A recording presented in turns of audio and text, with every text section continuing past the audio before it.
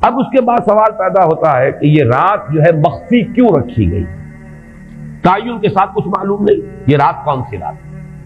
کون سی رات ہے، اس کا جواب تو میں بعد میں دوں گا کہ اس میں جو آراء ہیں مختلف، لیکن یہ کہ اس کو کیوں مخفی رکھا گیا اس پر کچھ پیاری باتیں ہیں جو مفسرین نے کہی ہیں۔ پہلی بات تو یہ کہ جتنی عظیم چیزیں ہیں ان سب کو مخفی رکھا گیا۔ قیامت کب آئے گی؟ مخفی ہے، آئے گی یہ یقینی ہے، کب آئے گی؟ یہ تو ان امور میں سے ہے کہ جس کا علم نبی اکرم صلی اللہ علیہ وسلم کو بھی نہیں دیا گیا، جبرائیل کو بھی نہیں دیا۔ چنانچہ حدیث جبرائیل میں واضح طور پر الفاظ موجود ہیں وَمَا الْمَسْئُولُ عَنْهَا بِأَعْلَمَ مِنَ السَّائِلِ، کچھ معلوم نہیں، نہ سائل کو معلوم نہ مسئول کو معلوم قیامت کب آئے گی۔ اب یہ عظیم حقیقت مخفی رکھا گیا اور اس کا خاص طور پر ذکر کیا گیا سورہ طٰہٰ میں، اکاد اخفیھا لتجزی کل نفس بما تسعی۔ اگر تعین کر دیا جاتا تو جو قریب کے زمانے کے لوگ ہوتے وہ تو خوب پھر محنت کرتے آخرت کے لیے، اور ذرا فاصلے والے ہوتے وہ ذرا تساہل کرتے اس کے بارے میں۔ اس کو رکھا گیا ہے، تلوار لٹکی ہوئی ہے، کسی بھی وقت گر سکتی ہے، یہ جیسے گلوٹین کبھی اگر آپ نے دیکھا ہو جس طریقے سے کہ اس کا چھرا گرتا ہے، کسی بھی وقت گر سکتی ہے، لہذا ہر وقت چوکس رہو، چوکس میں رہو، جیسے کہ صحابہ کرام کی شان معلوم ہوتی ہے بعض روایات سے کہ ذرا تیز ہوا چلتی تھی تو وہ سمجھتے تھے کہ قیامت آ گئی۔ اس درجے استحضار تھا اعصاب کے اوپر، اس کا اتنا اثر تھا کہ ذرا تیز دھکر چلا اور انہوں نے سمجھا قیامت آ گئی۔ تو اس طریقے سے قیامت کو مخفی رکھا گیا۔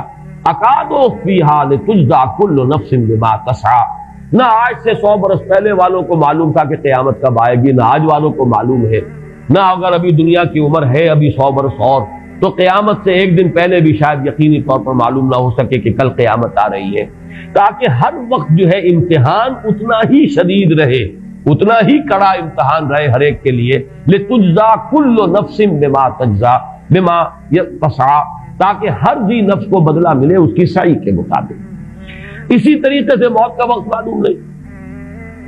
وما تدری نفس بأی ارض تموت، کہاں موت آئے گی کچھ معلوم نہیں،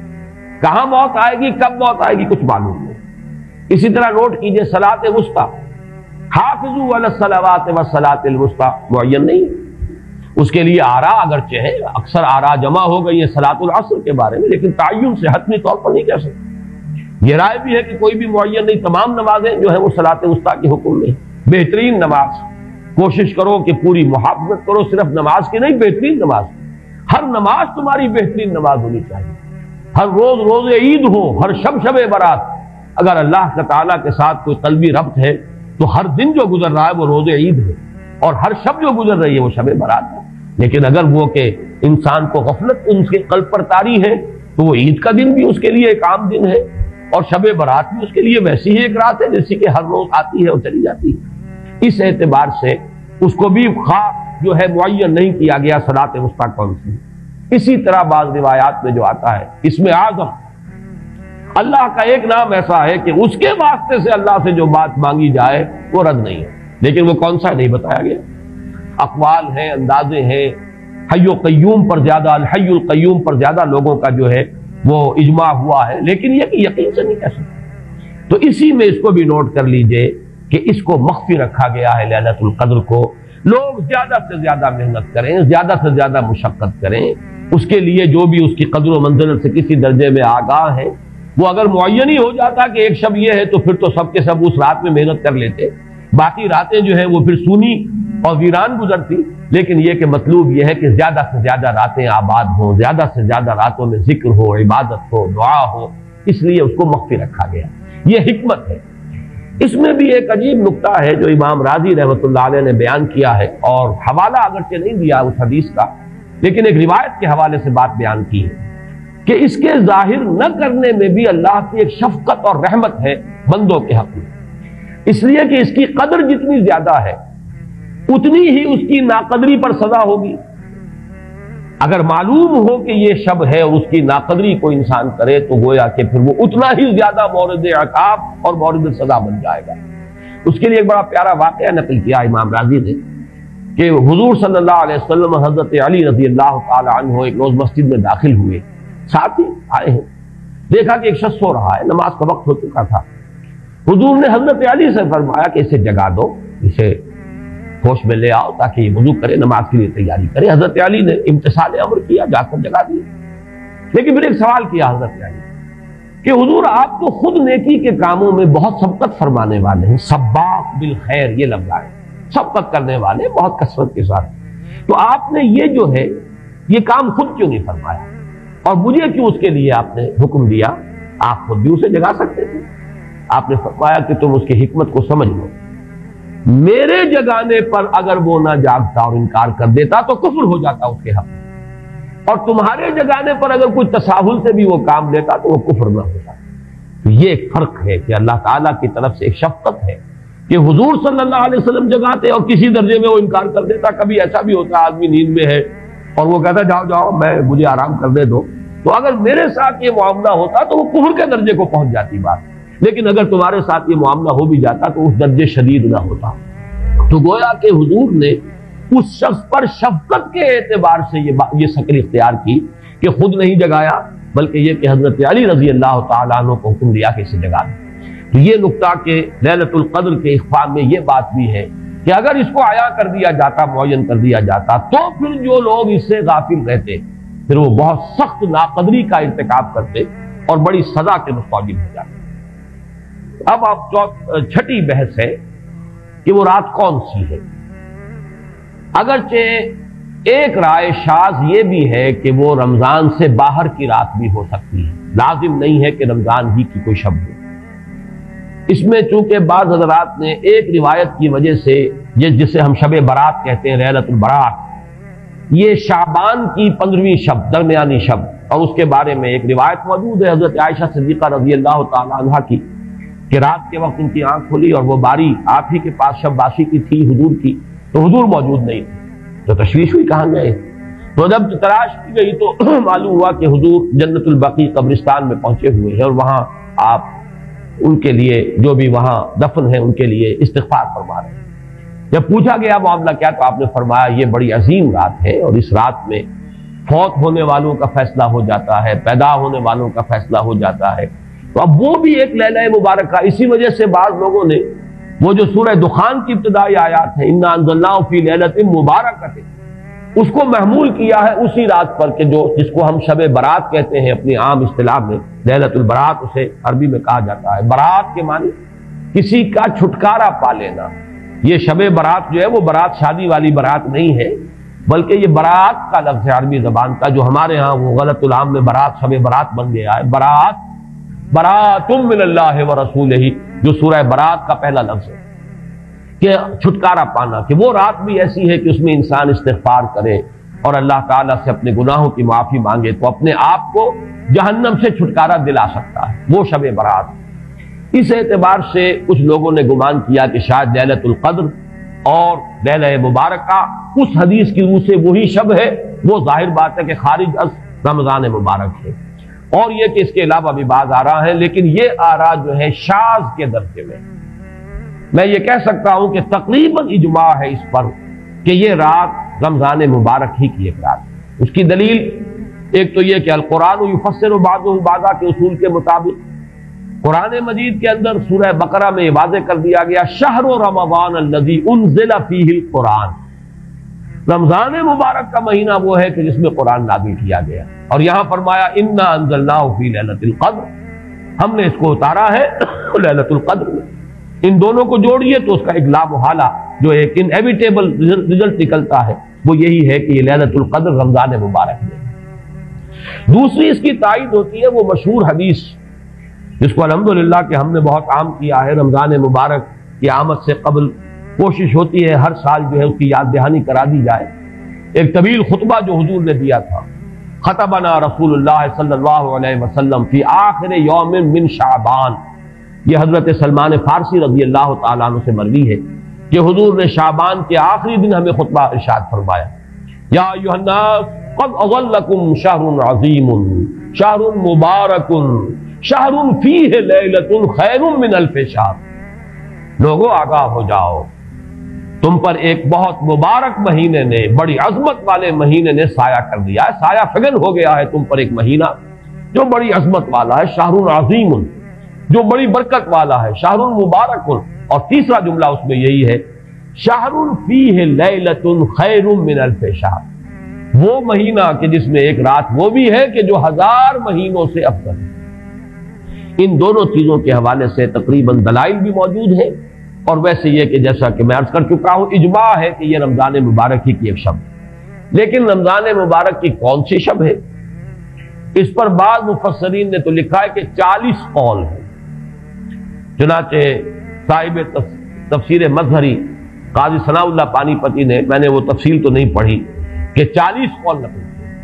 لیکن امام راضی نے جو 9 قول نقل کیے ہیں وہ میں تیزی کے ساتھ آپ کو سنا دیتا ہوں۔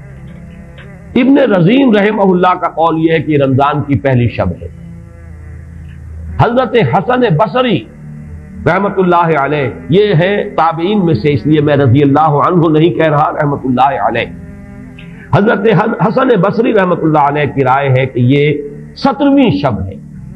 یعنی وہ شب کہ پھر جس کے اگلے دن جو ہے وہ غزوہ بدر ہوا ہے، یوم الفرقان۔ حضرت انس رضی اللہ تعالی عنہ مرفوعاً روایت کرتے ہیں کہ یہ 19ویں شب ہے۔ محمد بن اسحاق جو بہت بڑے سیرت نگار ہیں حضور کے، ان کا قول ہے کہ یہ 21ویں شب ہے۔ حضرت عبداللہ ابن عباس رضی اللہ تعالی عنہما سے قول جو ہے مروی ہے کہ یہ 23ویں شب ہے۔ حضرت عبداللہ ابن مسعود رضی اللہ تعالی عنہ سے مروی ہے کہ یہ 24ویں شب ہے، اور اس کو میں ذرا اہمیت دیتا ہوں اس لیے کہ 24ویں شب جو ہے سورہ علق کی ابتدائی آیات کے نزول کے ضمن میں کچھ حساب کتاب کے جوڑنے سے 24ویں اور 25ویں شب کا بھی معاملہ جڑتا ہے، جو کہ میں نے آپ کو سورہ علق کے درس کے دوران بتایا تھا۔